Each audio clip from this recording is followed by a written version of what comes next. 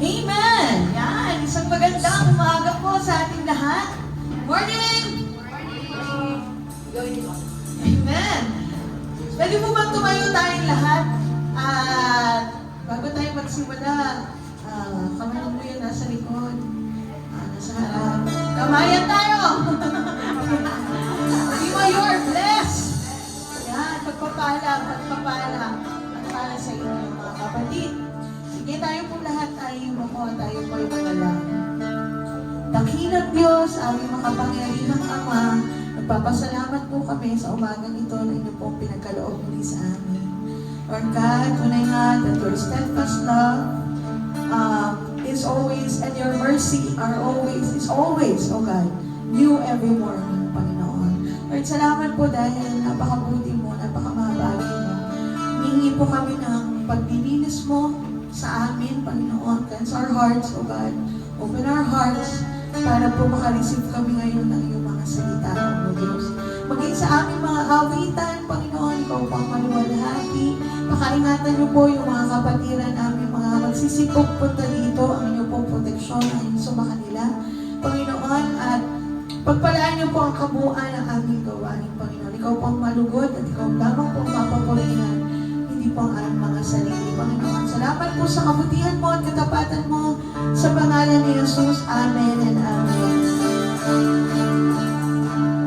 Awit 34 po, verse 4 to 10. It says here, ang aking dalangin dininig ng Diyos. Inalis niya sa akin ang lahat kong takot. Nagagalak ang aming umaasa sa Kanya pagkat di nabigo ang pag-asa nila. Tumatawag sa Diyos ang walang pag-asa. Sila'y iniligtas sa hirap at dusa. Anghel ang siyang bantay sa mga may takot sa Diyos. Sa mga panganib sila'y kinukupo. Tingnan mo at lasapin ang kabutihan ni Yahweh.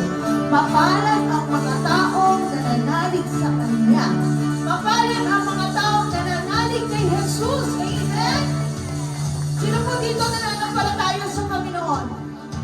Amen! Jeha family! Hello! Hallelujah! Tayo lumapit sa Panginoon!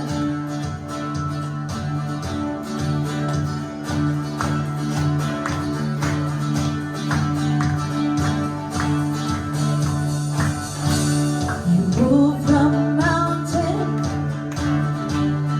told the wind and waves to still.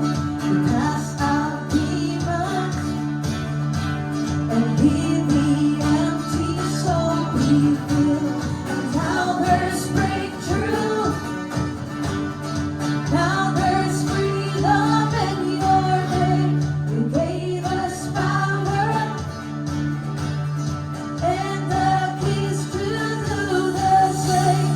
You hold redemption, made accusers drop their stones, showed us mercy with your mighty miracle. And now there's breakthrough. Now there's freedom in your name. You gave us power and the keys to do the same. Now we proclaim in Jesus' name. Walls fall down in Jesus' name. Strongholds break in Jesus'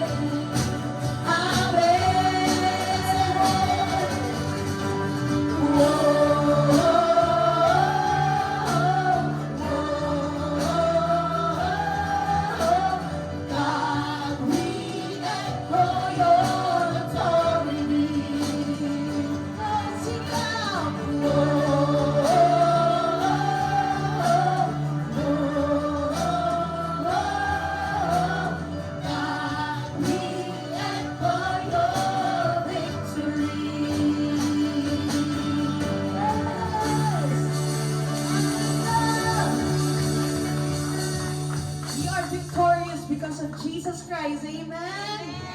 Lahat ng mga sakit pinapagaling niya in Jesus' name. Amen? Amen. Hallelujah. Let's sing this song.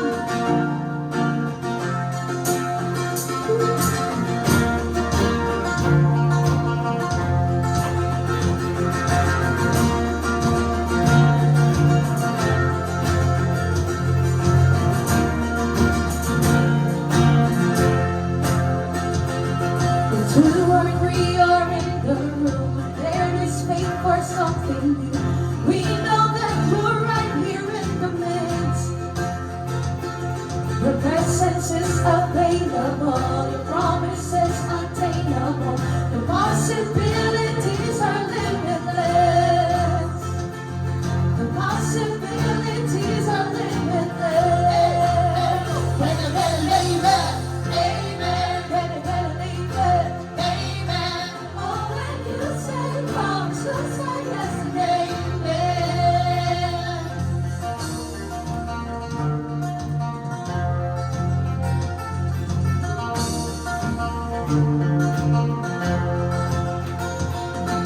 Heaven opens when we see your people claiming victory.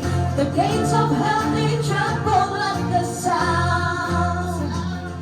The power of God is on our side, and in the name of Jesus Christ, every single stronghold will come down. Oh, every single stronghold will come down. Amen, amen, amen, amen, amen. Oh, when you say promise, you say yes and amen. Amen, amen, amen, amen, amen. Oh, when you say promise, you say yes and amen.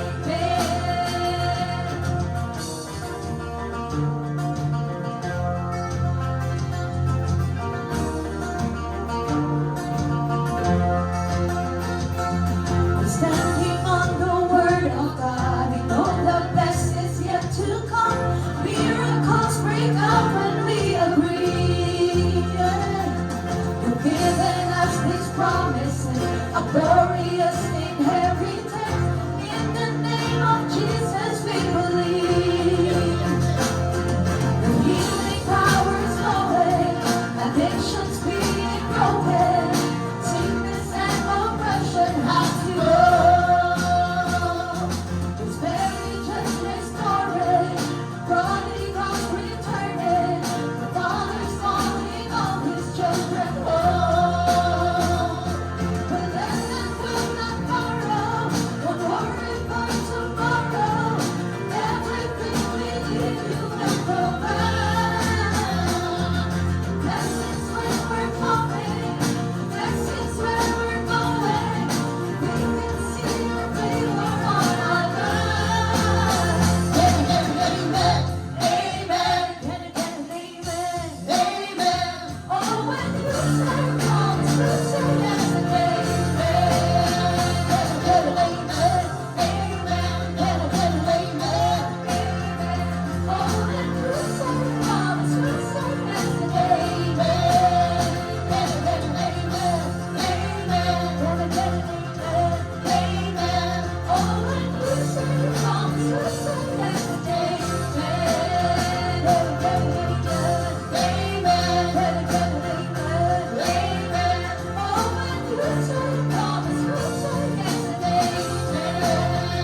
Oh, when you say promise, you say yes and amen. Amen, amen.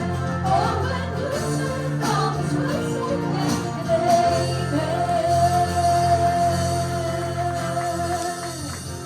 Amen. With faith, oh God, we believe in you. Pwede po ba natin sabihin, maraming salamat, Jesus, sa kaligtasan. Maraming salamat, Jesus, sa kaligtasan. Talagang minsan po nagkakamali tayo, kahit hindi natin sinasadya, magkakamali po talaga tayo. That's why God the Father sacrificed His Son to save us. Gano'n po kahirap yun, na sinakripisyo niya yung kanyang anak para sa ating mga makasalanan. Sabi po sa Isaiah 12 verse 2, tunay na ang Diyos ang aking kaligtasan. Sa Kanya ako magtitiwala at hindi ako matatakot. Sapagkat ang Panginoong Yahweh ang aking kapangyarihan at kalakasan. Siya ang aking tagapagligtas.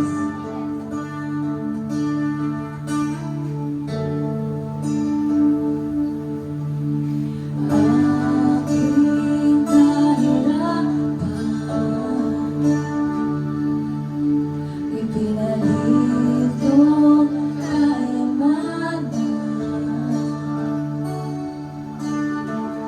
Aking kahinaan,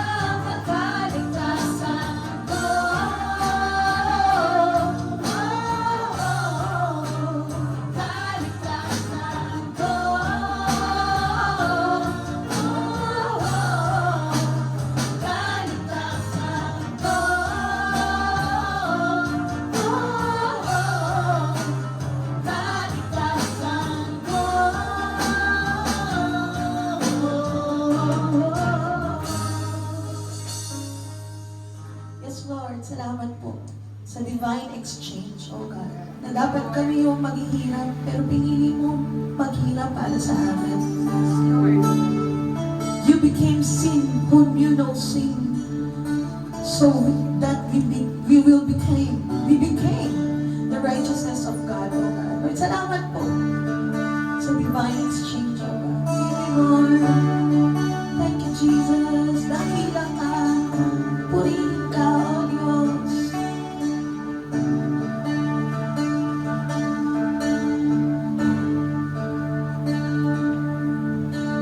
Jesus, aking kaagapay,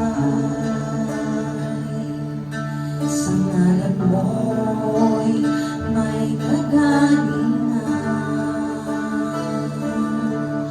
O Diyos, pag-ibig mo'y umaapaw, di na kukulang, higit pa sa lahat.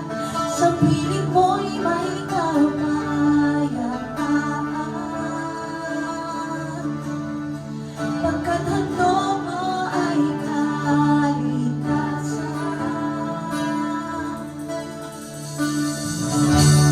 Pasasalamatan, pupurihin ang iyong pangalan magpakailanman. Dakila ka, O Jesus, pag-ibig mo ay walang katulad, ika'y parang alam.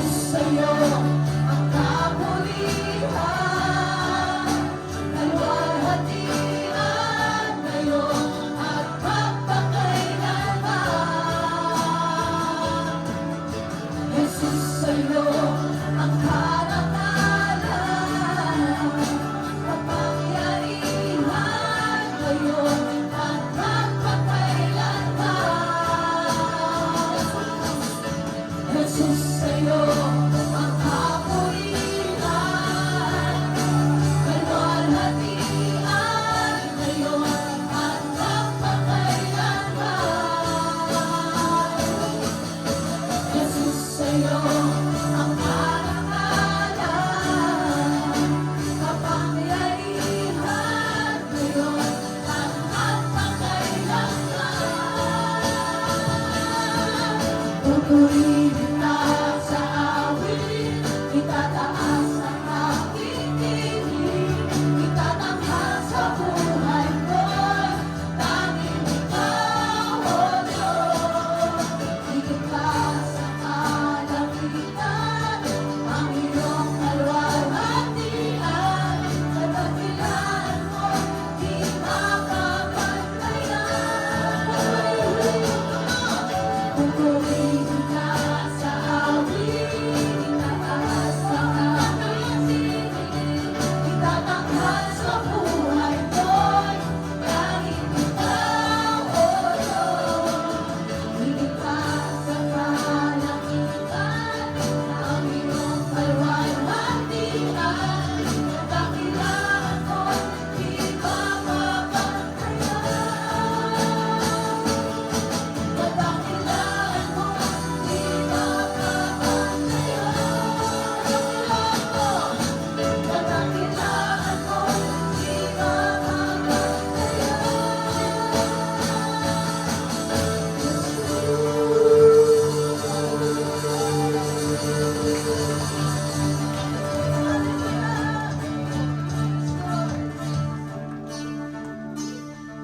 Salamat po, Panginoon, ang makabuti po ni Diyos. Itinataas po namin patuloy ang iyong pangalan at ang iyong kaluwalhatian. Tunay na ikay dakila, dapat kang pasalamatan, dapat kami, Panginoon, na magbalik ng pasasalamat sa iyong kadakilaan, sa iyong kapangyarihan, sa pagpapala sa bawat araw na tinatanggap namin, sa buhay na kung saan meron po kami, at sa kalusugang tinatanggap namin. Purihin ka, purihin ka, purihin ka, luwalhatiin ka, Panginoon.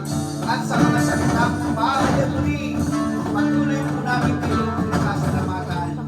Sa pangalan po ng iyong anak na si Jesus, ang lahat ay magsabi na, Amen. Amen and Amen. Labis akong nagagalak sa Panginoon, sapagkat pagkaraan ng mahabang panahon, minsan pang ipinamalas ninyo ang inyong pagmamalasakit sa akin. Alam kong hindi ninyo ako nalilimutan. Wala nga lamang kayong pagkakataong ipamalas ito. Hindi ko sinasabi ito dahil sa kayo'y pinaghahanapan ko ng tulong. Natutunan ko ng masiyahan maging anuman ang aking kalagayan.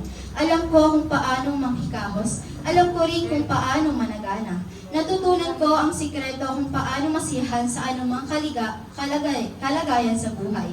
Ang mabusog o ang magutom, ang managana o ang mahirap, ang lahat ng ito'y nagawa ko dahil sa lakas na loob sa akin ni Kristo. Okay, hindi po lahat ay pinalad na magkaroon po ng tinatawag natin. Ito na magagawin. Hindi po lahat ay pinalad na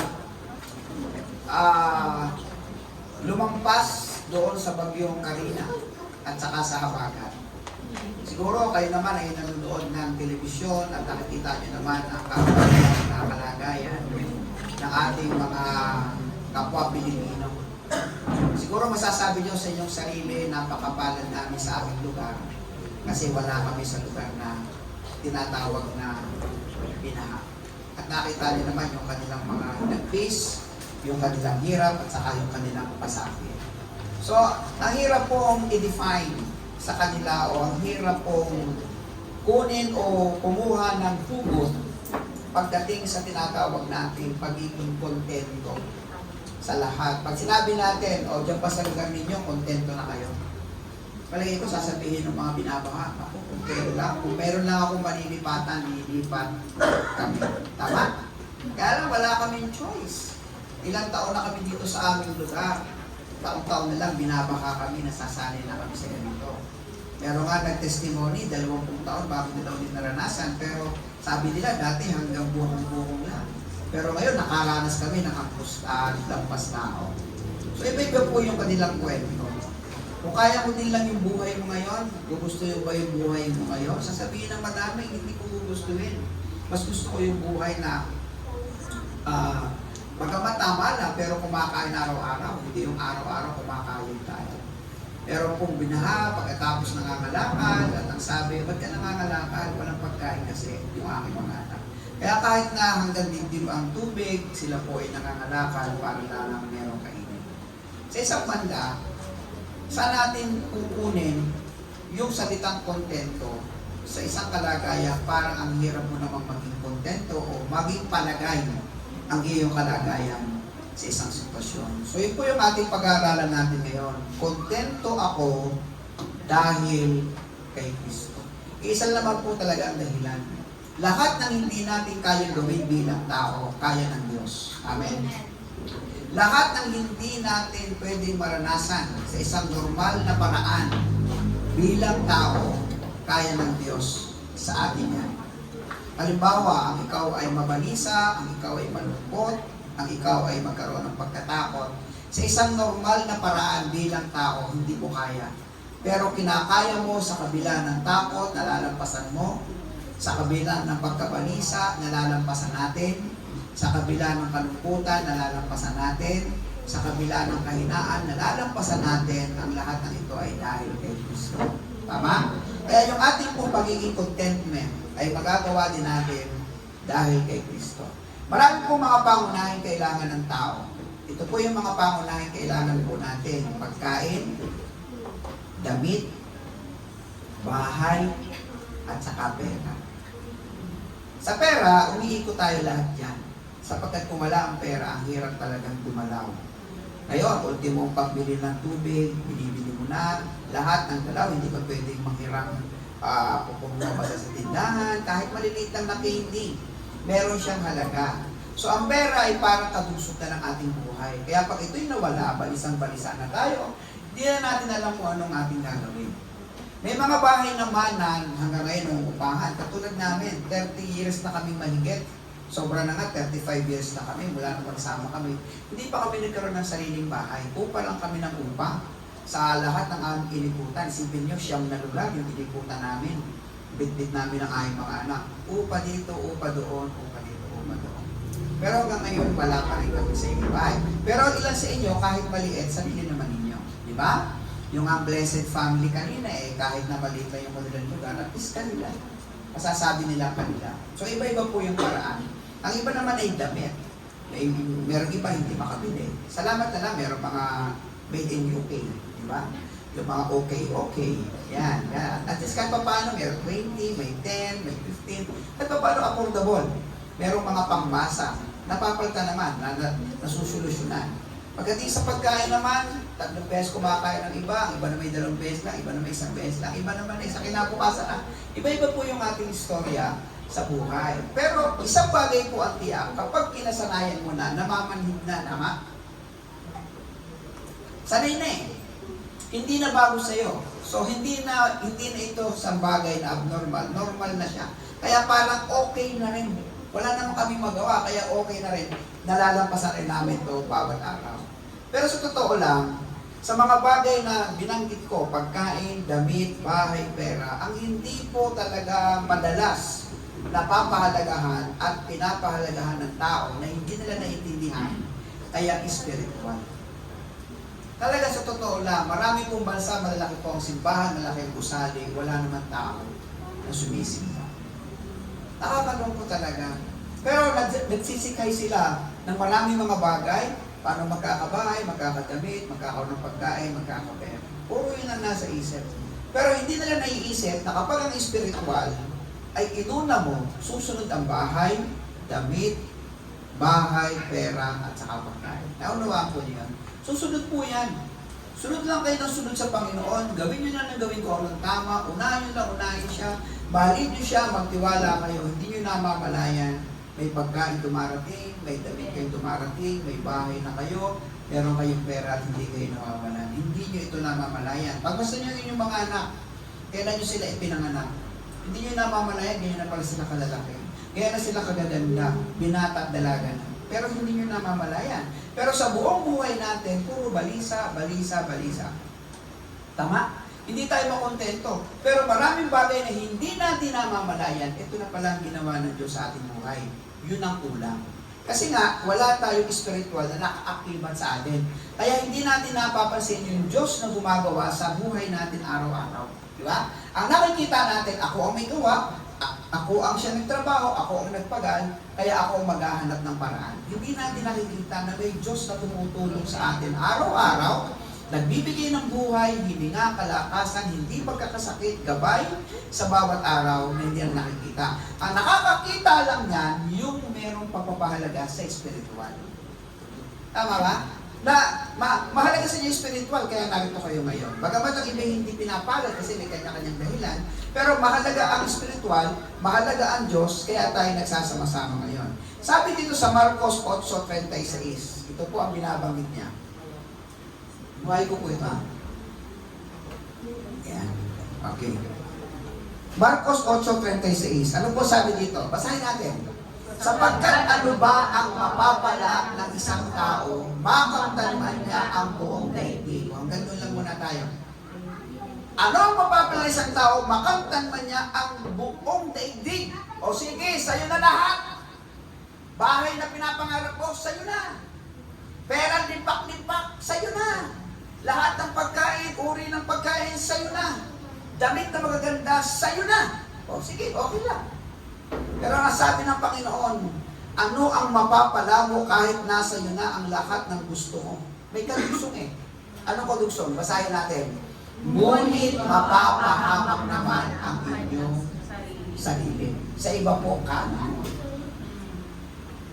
Okay? May bahay ka. Ang kaluluwa mo naman, malayo sa Diyos. May pera ka. Ang kaluluwa mo naman, malayo sa Panginoon. Lahat po yan wala. Kasi lahat na kung anong meron tayo dito, ni katiting, hindi mo yan madadala kapag tayo po ay namatay. Tama? Pero yung buhay mo na nag-iisa, na pinahalagahan at napahalagahan mo ang espiritual at sa Diyos. Ito po ang sabi ng Biblia. Matthew 6:33-34. Ngunit higit sa lahat, ay bigyang halaga ninyo ang kaharian at ang pamumuhay ng ayon sa kanyang kalooban. Dugso! At ibibigay niya sa inyo ang lahat ng bagay na ito.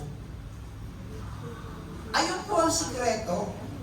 Ang sikreto po, unahin niyo siya ng unahin, maging pangunahin po natin siya, kahit ang dami-daming problema dinadaanan natin. Magniwala kayo, magtiwala kayo, ibibigay niya ang lahat ng mga bagay na ito. O, balik ulit tayo sa isang kwento niyo. Ilang taon ang inyong mga anak? Meron bang hindi ibinigay ang Diyos sa inyong mga anak? Hindi ba lumaki naman sila? Amen? Hindi ba nanatili naman buhay sila hanggang ngayon? Hindi ba kumakain naman sila 3 beses maghapon? Kung sumablay man, hindi naman sa habang panahon. Tama? Babalik ulit sa katotohanan, may kakainin ulit tayo. Babalik ulit sa katotohanan, iaayos ulit ang bawat problemang dinadaanan po natin. Tama ba? Lalo na siguro, lalo na pag inuna natin ang Panginoon. Kaya sabi ng talatang 34, kaya nga, basahin po natin, huwag ninyong alalahanin ang bukas, sapagkat ang bukas ang mag-aalala sa sarili niya. Sapat na inyong mga suliranin sa bawat araw. Sabi ng Panginoon, magtiwala ka na lang kasi. Wala namang mangyayari kung ikay mababalisa eh. Wala namang mangyayari kung ikay mag-iiyak. Wala namang mangyayari kung ikay magbumukbok, kung ikay malulungkot, kung ikay masisipayo. Walang mangyayari. Pag pinagpatuloy mo yan, ang iisipin mo pa, magpakamatay. Pag pinagpatuloy mo yan, ang iisipin mo pa kung saan ka didiskarte kahit sa paraang mali. Pero pag ibinigay mo ang buhay mo sa Diyos, wala ka sa Panginoon, yung problema mo, sabi nga ng ating pong mga ilang binabanggit dito, hindi pa nangyayari. Hindi pa dumarating, paparating pa lang, gumagawa na ang Diyos na kumikilo sa ating buhay. Kaya sabi ng Colossus 3:2-3, basahin po natin, ang mga bagay na panlangit, ang isaisip ninyo, hindi ang mga bagay na panlupa. Sapagkat namatay na kayo at inyong buhay ay nakatago sa Diyos kasama ng ating Panginoong Jesucristo. Isip natin, Diyos, araw-araw, Panginoon. Bago umalis ng bahay, Panginoon, nasa trabaho, Panginoon pa din. Para hindi tayo magmukhang mayabang sa Diyos. Kasi pag nagsimula po tayo makalimot sa Diyos, kayabangan na po yun sa Kanyang harapan. Kahit pa ang tali-talino mo, no? Kahit pa ang tali-talino mo. Sa amin pong bahay, ganun. Pag meron kami mga lakad, pag meron kami ginagawa, ipinagpe-pray namin sa Panginoon. Ang aking mga anak, humihingi ng panalangin sa akin, ipinapanalangin namin sa Panginoon. Kasi matalino man sila, hindi pwedeng magtiwala sa kanilang sariling kakayahan. Yun po yung katotohanan. Panood po tayo ng isang video clips. Tingnan po ninyo ha. Hindi ko alam kung may isang dito na yun. Pero kung wala, ganun ulit ang gawin natin yung paunti-unti. Ito. Huwag mong sabihin gutom ka na. Sabihin mo kakain ka pa lang. Very positive ang isip, di ba? Pag sinabi mo, ay gutom na ako, tapos ang iyong tingin naroon sa tiyan, doon sa kumukulo, ay talagang masisira ang diskarte mo. Pero pag ang isip mo ay nagsasalita, sasabihin mo, kakain pa lang ako. Yan. Merong kaisipan tayo na lumakas. No? Kakadiskarte tayo. Pangalawa, ayun, huwag mong sabihin wala ka ng pera. Sino dito ang walang pera? Di ba? Pare-pare tayo may pera na. Si Ethan daw walang pera. Sabi niya, di kasi binibigyan ng nanay eh. Okay, wala daw siyang pera. Ethan, sabihin mo madami ka pag padating na pera. Yan. Madami akong pera, kaya lang padating pa lang. Di ba? Nakuha po ninyo? Ganun po yan eh. Next po. Ito pa. Ayan. Huwag mong sabihin mahirap. Sabihin mo, pinag-aaralan mo pa. Very positive, no? Hindi pa nga ginagawa, mahirap yan. Hindi ko kaya yan. Huwag ganun. Sabihin mo, pinag-aaralan mo pa. Ito pa. Next. Meron pa. Huwag mong sabihin, mahirap ka lang. Sabihin mo, nagpapayaman ka pa lang. Very positive, no? Mo sabihin, ako, lagi naman ako mahirap. Wag, hindi. Sabihin mo, nagpapayaman pa ako. Next po. Words are very powerful. Sabi. Makapangyarihan ng bawat salita. Sabi niya dito, bawat words na sinasabi mo, it's affirmation. Parang sinasang-ayunan mo. Pag sinabi mo wala akong pera, parang mo na rin sinasang-ayunan ko wala nga akong pera. Okay? Pag sinabi mo masakit ang ulo ko, sinasang-ayunan mo masakit talaga ang ulo mo. Dapat sabihin mo, gagaling ako mamaya-maya lang. Ganun kaisipan. Okay? Tapos sabi niya rito, you choose your words wisely. Piliin natin ang bawat salita na may katalinuhan na lumalabas. Kasi kung ano ang dineklara ng iyong bibig, yun ang nangyayari. Pag sinabi mo, wala na naman laman ng aking pitaka, laging walang laman, ay laging nga wala yan. Pero sinabi mo, oy, may darating na naman sa aking pitaka, kaya may darating yan. Ba? Kaya sabi dito, basahin po natin, mahalaga ang positibong kaisipan at kapangyarihan ng bawat salita. Kaya meron pong mga hakbangin para maging kontento. Una, maging mapagpasalamat at maunawain. Basahin niyo ang Pilipos 4:10. Basahin po natin. Labis akong nag-aalala sa Panginoon sapagkat pagkaraan ng mahabang panahon, minsan pa ipinamalas ninyo inyong pagmamalasakit sa akin. Alam kong hindi niyo ako nalimutan, wala nga lamang kayong pagkakataong ipamalas ito. Ang nagsasalita po dito ay nakakulong. Pinag-uusapan na natin to si Apostol Pablo. Galing po siya sa pasakit at hirap, bugbog sarado sa mga sundalo ng Romano, kinulong dahil sa pagsunod kay Kristo. May mga pagkakataon na may nakakarating na tulong, pero may mga pagkakataon hindi nakakarating ang tulong sa kanya. Okay pa? May mga pagkakataon na nahihirapan siya sa kanyang katawan kasi bugbog sarado siya. At may mga pagkakataon na talagang nasisitayo ang kanyang kalooban. Pero sa puso po ni Apostol Pablo na nagtitiwala sa Panginoon, sabi niya, labis akong nagagalak. Hindi sa inyo ha, sa Panginoon. Okay? Sapagkat pagkaraan ng mahabang panahon. Pagkaraan ng mahabang panahon ha, hindi sinabi pagkaraan ng isang araw, isang linggo. Maikli yun eh. Ang sabi niya, pagkaraan ng mahabang panahon.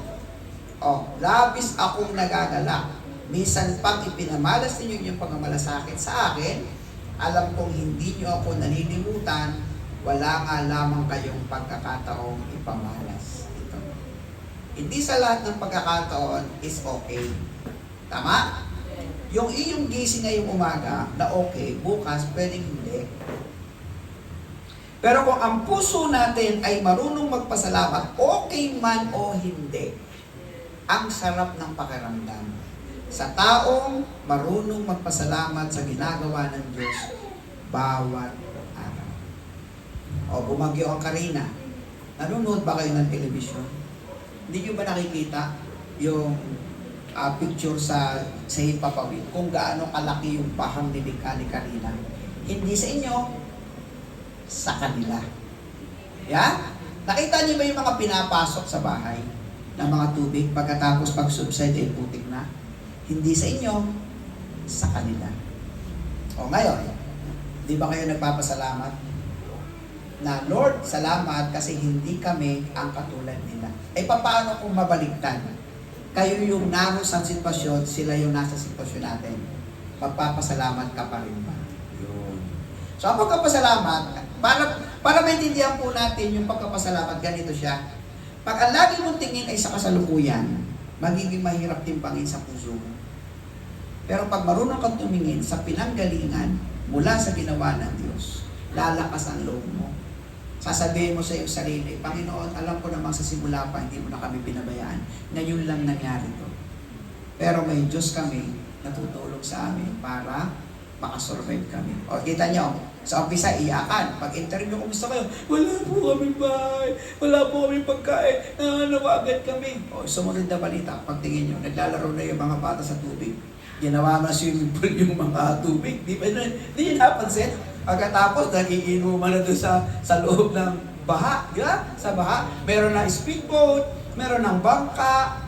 Nagkakawayan na sila. Diba? Ganyan lang ang buhay. Sa umpisa iiyak, pagkatapos kinabukasan, mababago na. Kasi sanay na sila sa ganung bagay. Sanay na sila sa ganung buhay. Ikaw, mananampalataya ka, saan ka sanay? Amin ba yan? Ikaw, anak kang minamahal ng Diyos. Ano ang kinasanayan mo? Kung sila nga ng mga hindi mananampalataya, sanay sa ganung ikot ng buhay. Isang kahig, isang tukay, sanay. Di ba? Walang matuluyan hirap ang buhay Binabaha, kita niyo yung bahay. Bahay kubo na nga Tagpi-tagpi na, inalod pa ng bahay. Di ba? Meron silang ganung buhay. Pero pag-ikot ng kinabukasan, pag-ikot, pagsikat ng araw, parang sila tuloy lang ulit. Hindi naman sila mananampalataya marahil. Kung mananampalataya sila, naging ganun sila, salamat sa Diyos. Ang tanong, ano ang kinasanayan mo sa buhay mo? Kaya sabi dito, magpasalamat sa mabuting pangyayari. Amen? Amen. Magpasalamat sa di mabuting pangyayari. Amen? Amen. Dapat po ganun. At magtiwala sa magagawa at pagkilos ng Diyos. Mabuti naman ang buhay ni Saulo nung wala pa siya sa bilangguan. Amen. Nang siya nasa bilangguan, nahirapan siya, amen pa rin. So, wala pong talo. Tama? Mabuhay o mamatay, pag ikaw ay na kay Kristo, palaging amen tayo. Kasi walang talo. Okay. Pangalawa, mabuti pong maranasan ang iba't ibang pangyayari. Maganda rin naman kasi kung lahat ng aspeto ng buhay mo nasubok. Di ba? Pangit din naman kasi. Hindi rin maganda yung lahat ay okay. Minsan dapat maranasan mo rin hindi maging okay, pero naging okay ka. Okay ba? Hindi naman pwede yung malusog ka ngayon, okay, tapos hindi ka ngayon nagkasakit ka, ayaw mo nang gawin yung mga bagay na pwedeng magpasalamat. Ang magandang karanasan nito, magandang iyong pangangatawan, thank you Lord. Nagkasakit ka, thank you Lord. That's the best, no? Yun ang maganda. May pagkain ako ngayon, thank you Lord. Nawalan ako ng pagkain, thank you Lord pa rin. Alam niyo, pagka po ganun ang naging cycle ng inyong buhay, lalakas tayo, titibay kayo sa inyong pananampalataya. Tignan niyo ang Pilipos 4:11-12. Basahin po natin. Hindi ko sinasabi ito dahil sa kayo pinaghahanapan ko ng tulong. Natutunan ko ng masiyahan, maging anuman ang aking kalagayan. Ang ganda lang muna natin. Maging anuman ang aking kalagayan. Ibig sabihin, lahat ng aspeto, anuman ang mangyari, natutunan niya ng masiyahan. O, 12, basa. Alam ko na kung paano maghikahos. Alam ko rin kung paano managana. Natutunan ko na ang sikreto kung paano masiyahan sa anumang kalagayan sa buhay. Ang mabusog o ang magutom. Ang managana o ang maghihirap. May kwento, di ba? Sino sa inyo ang naranasang magutom? Diba? May kwento kayo kasi naranasan nyo magutom. O, tinan nyo, hindi makapagtaas yung iya. Hindi nyo alam kung paano magutom. No! Di ba? O, wala kayong kwento. Kami may kwento. Kasi naranasan namin magutom. Nakanya? Doon sa hindi nakakaranas magutom, wala silang kwento. Katulad ng kwento namin. Na yung mga himala ng Diyos sa gitna ng pagkagutom, biglang may ginawa ang Diyos sa buhay natin. Sino sa inyo nakaranas bawalan? Nakawalan. Di ba pare-pareho tayo? Kami meron din ganung istorya. Okay. Dahil ito ngayon nasa Blessed, lumipat kami na isang bahay, wala kami kahit anong pagkain. Tapos nagugutom na yung aking mga anak. Daddy, pagkain. Alam mo, kaliitan pa ng aking mga anak na yan. Mga elementary pa lang yan. Ganyan, kaliitan pa. Wala kayong pagkain. Yung plato, nakataob. Nagpray kami. Nagpray ako. Sabi ko, Lord, sa isip ko lang, Lord, hindi ako mapapahiya dito sa aking mga anak. May pagkain darating. O, di ba? Wala kami pagkain. Tinob ko lang yung plato. Kahit isa kanin, ulam, kahit ano, walang pagkain. Basta nagpray lang ako. Lord, pinagpipray ko tanghalian namin. Magugutom ang aking mga anak. Kayo po'y Diyos ng himala. Kayo po'y makapangyarihan Diyos. Ganyan. Lahat ang pinagpray ko. In Jesus' name, Amen. O, anak, kakain na tayo. May kumatok sa bahay. Kumatok! Alam niyo kung sino kumatok? Yung may-ari ng inuupahan namin bahay. Sa kanilang tradisyon, kung sino yung mangungupahan, yung unang magbibigay ng pagpapala, yung may-ari ng bahay. Para sila'y lalong pagpalain. May bitbit na itlog, may bitbit na dilata. O, nung araw na yun, napatunayan namin na magtiwala ka lang sa Diyos, hindi ka talaga ipapahiya ng Panginoon. O, di ba? May kwento kami. Mayroong mga ganyang kwento. May kwento rin sa bundok. Isang missionary naman, umuulan, bumabagyo, wala silang pagkain, umiiyak na yung mga anak. Nag-pray din yung pastor. Lord, walang pagkain ang aking mga anak, nagugutom sila. Pray sila. Alam niyo ba kumidlat? Ang tinamaan ng kidlat, yung saging na merong bunga ng saba. Pagkatapos, dahil tinamaan sa gitna, naputol siya. Bumagsak yung saba doon sa kusina. Pag ano? Sa bintana, pag ano, no? Diba? Di meron silang kwento. Sabi nila, kita mo anak ko, may pagkain na tayo. Diba? Meron silang istorya. Si Manny Pacquiao may kwento din. Diba? Yung hirap ng kanyang buhay pagkatapos umangat siya.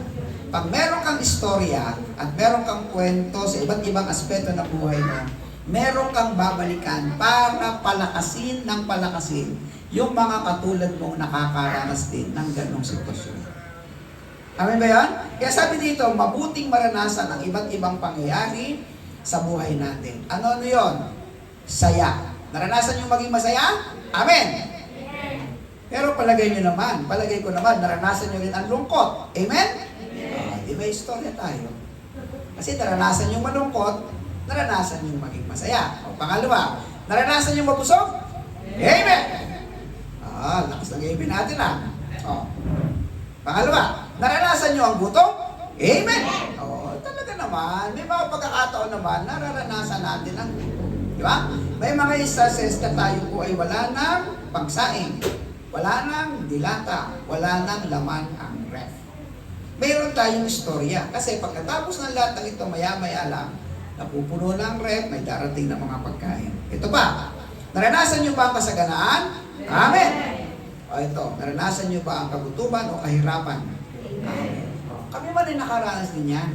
Alam niyo ba, sa panahon ng aming paglilingkod, nakaranas kami na kami ay tatlo na ang aming anak eh.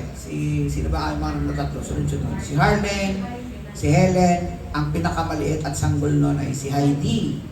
O, tumira kami sa gilid lang ng tindahan. Kapiraso lang, siguro 1 metro lang, na pa-rectangle na ganyan. Pagkatapos isang papabilang yung tulugan namin ng misis ko. Tapos ang sahig niya lupa, na kung saan may mga langgam-langgam pa. Alam mo na yon, lupa eh. Tumagal kami doon, natulog kami doon sa ganon, tiis kami, wala kaming lugar eh. Eh kami nasa pioneering, no? Na ministry. Tiis kami doon, siksikan kami doon. Pero ang tanong, pinagtagal ba kami ng Diyos? Hindi naman kami pinagtagal doon eh. Mga 1 linggo lang. O, lipat na kami. O, kulang 1 buwan. Ano ba? 1 taon pala kalahati. O, sabi ng misis ko. Grabe po no? 1 taon kalahati, tumira kami doon. Tapos, napalipat kami sa isang paupahan. Dinala kami ng Panginoon doon. Noong time na yon, ang sweldo ko noon sa church ay 700 pesos sa 1 buwan. Oo, napakahirap namin ng buhay na yon. Lahat na yata ng uri ng sari-saring luto ng malunggay at noodles ng misis ko, natutunan niya nung araw na yon. Trabaho ako sa Manuka, trabaho si misis to sa gawa ng mga figurine. Tulong kami mag-asawa. Pero alam nyo, walang reklamo. Kasi patuloy na nagtitiwala at nagtitiwala sa Panginoon. Then hindi namin namamalayan, nakapag-aral na pala ang aking mga anak. Nakatapos na pala ang aking mga anak. Malalaki na pala sila. Okay? Hindi nyo namamalayan yan. Basta tuloy ka lang ng tuloy sa paglilingkod sa Panginoon. O, basahin po natin ito. Ang Diyos ay kumikilos at nagpaparanas ng kanyang himala at kapangyarihan sa mga anak niya na sa kanya ay nagtitiwala at sumusunod. O, ngayon, madami na kami patotoo na pwedeng ikwento sa ginawa ng Diyos sa buhay ng pamilya. Okay? Pangatlo, mangyayari ang lahat ng ito dahil kay ito ang sikreto. Mangyayari ang lahat ng ito hindi dahil sa akin, hindi dahil sa trabaho ko, hindi dahil sa boss ko, hindi dahil sa kakayahan ng ibang tao.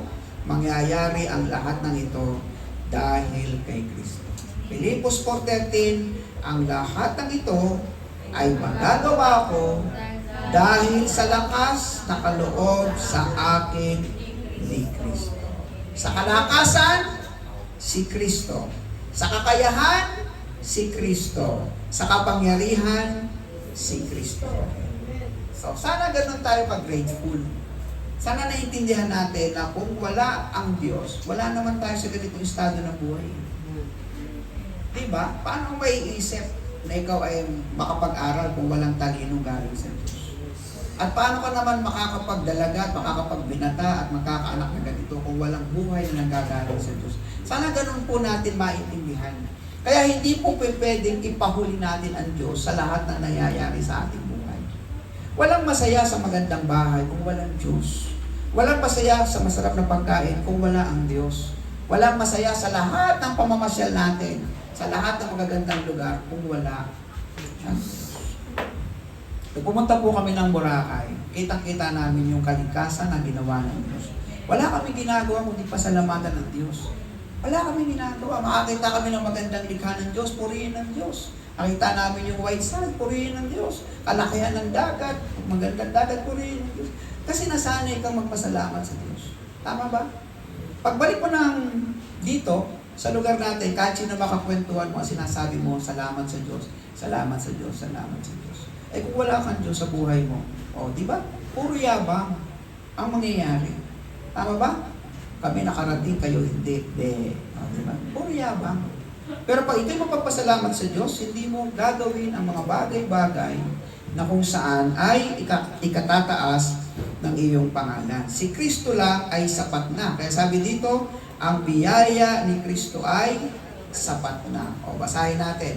2 Corinthians 12:9. At ganito ang kanyang sagot, ang kagandahang loob ko ay sapat na para sa inyo, sapagkat lubusang nahahayag ang aking kapangyarihan kapag ikaw ay... Stop tayo. Ang ganda ng salita nito, baka akala nyo, lubusang nahahayag ang aking kapangyarihan kapag ikaw ay mahina. Kapag ikaw ay gutom. Kapag ikaw walang pera. Kapag ikaw walang pagkain. Kapag ikaw may sakit. Nakuha nyo? Kapag ikaw binaha. Kapag ikaw binagyo. Kapag may namatay. Kapag dumaan ka ng maraming problema. Sabi ng Biblia, lubos ang aking kapangyarihan kapag ikaw ay dumadaan sa ganung mga bagay. Kaya't, sama-sama tayo, kaya't buong dala kong ipinagmamalaki ang aking mga kahinaan upang manatili sa akin ang kapangyarihan ni Kristo. Palapakan naman natin ang Pag ito po'y ating pinara-praise, kaya't buong dala kong ipinagmamalaki ang aking kagutuman, ang aking kahinaan. Tawa nyo? Ang aking mga kabiguan, ang aking kasakitan, ang aking mga problema, buong puso kayong ipinagmamalaki upang mapanatili sa akin ang magagawa, ang walang imposibleng Diyos, ang may kakayahan ng lahat ng bagay, ang kapangyarihan kay Kristo. At dahil tayo ay na kay Kristo, ako ay na kay Kristo, kayo ay na kay Kristo, ano ang atin pong sinasabi ngayon? Sabay-sabay natin. Kontento ako dahil kay Kristo. Palakpakan natin si Lord. Yan po ang nagpapalakas sa atin. May problema ka ngayon? Dahil kay Kristo, malulutas ang problema mo. Tuloy-tuloy ka lang mga kapatid. Magtiwala ka lang, walang imposible sa ating Panginoon. Amen po? Ang Diyos po ang magpala ng Kanya po ang mga salita. Amen. Praise God. Napaka ganda po ng mensahe ng ating Panginoon sa atin sa araw na ito. Amen? Amen. Sa Diyos po ang pagpapala. At dahil po dyan, dadako na po tayo sa ating tithes and offering po. Sino po dito ang naniniwala na ang uri po ng pagsamba, yung ating pong magbibigay ng handog sa ating Panginoon ay isang uri din ng pagsamba. Amen? Amen. At dahil po, ito po'y uri ng pagsamba, ito po'y uri ng pagsunod din natin sa ating Panginoon. Hayaan niyo po basahin ko po sa inyo yung Deuteronomy chapter 12, verse 5 to 6. Sabi po dito, sa halip hanapin ninyo ang lugar na pipiliin ni Yahweh sa lupain ng isa sa inyong mga lipi. Doon lamang niya ipahayag ang kanyang pangalan at iyon ang ituturing niyang tahanan. So syempre po, ang isa sa mga lugar na panambahan po natin sa ating Panginoon ay ito pong church. Amen po?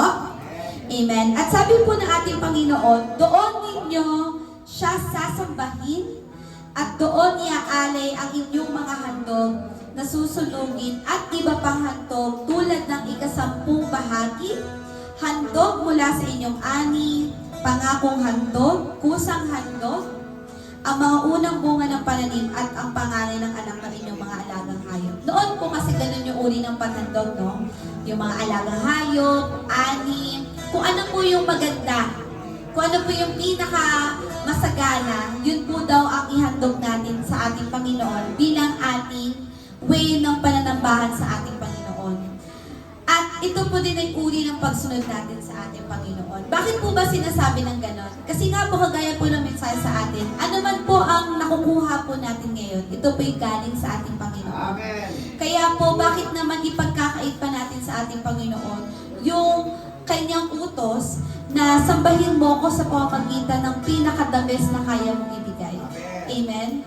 Sa atin po sa panahon ngayon, hindi na sa alagang hayop, hindi na sa pananim.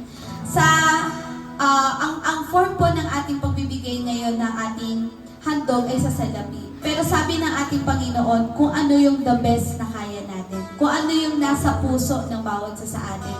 At nakasisigurado tayo, ano man ang ating pong ipagkakaloob, ito po'y ibabalik sa atin ng ating Panginoon ng doble at triple pa. Higit sa ating mga pangailangan. Dahil ang pagpapala po ng Panginoon nag-uumapaw. Amen? Amen. Kaya po sa umagang ito, habang hinahanda po natin yung ating tithes and offering, yung ating mga puso, higit sa lahat sa ating pagbibigay, ipanalangin din po natin ito. Aming Diyos na siyang pinakamakapangyarihan sa lahat, nagpupulit, nagpapasalamat po kami sa inyong harapan. Salamat po, O Diyos, sa iyong mayamang pagpapala. Salamat sa buhay. Salamat sa hininga. Salamat sa kaligtasan, Panginoon, na ngayon ay tinatamasa ng bawat isa sa amin, O Diyos. Lord, hayaan mo, Panginoon, na sa aming pagbibigay sa umagang ito, ibigay po namin yung the best na nararapat para sa iyo, Lord God. Maging tapat kami, Lord God, sa aming pagbibigay sa iyo, O Diyos. Buong puso, walang pag-alinlangan, dahil tiniwala kami, Panginoon, higit pa rito ang kaya mong gawin sa aming buhay. Higit pa, Lord God, ang kaya mong ibigay sa amin at ang pagpapalang ibibigay mo sa amin, Panginoon. Kaya, Panginoon, sa mga oras na ito, inilalapit po namin sa inyo ang aming mga puso, inilalapit po namin sa inyo ang aming mga kaloob na handog, at hayaan mo, Panginoon, na pagpalain mo ito, Lord God, dito sa aming bahay-simbahan, Lord God, gayon din, Lord God, sa buhay ng bawat isa sa amin. Itaas ang iyong ngalan, sambahin ka sa pangalan ni Jesus. Amen. Makapagbigay na po tayo. May nadala at magbigay mula sa puso magbigay may pagmamahal walang iyong pinili sa ating magbigay ng magbigay mula sa puso magbigay may pagmamahal.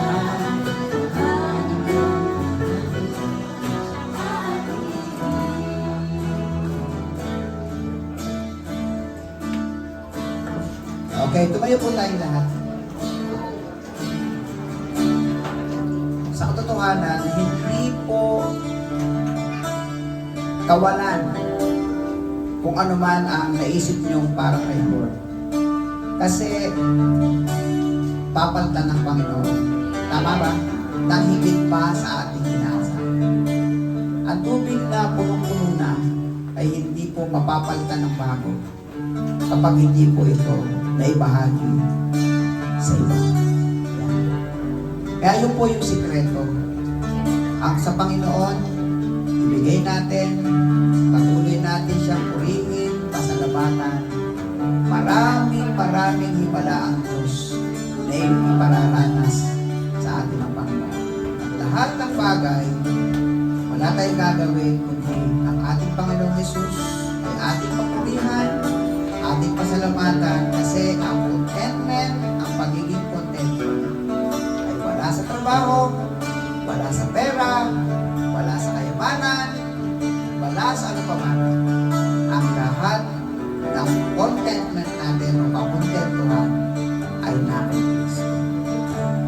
Wala sa Sheraton bed, nasa mahimbing na pagtulog kay Kristo yan. Wala sa masarap na pagkain, nasa panlasang masarap kay Kristo po. Tama po ba? Lahat po yan. Kaya patuloy po tayong mawit sa Panginoon. Jesus sa iyo ang karulihan, kalwalhatian ngayon at magpakailanman. Jesus sa iyo ang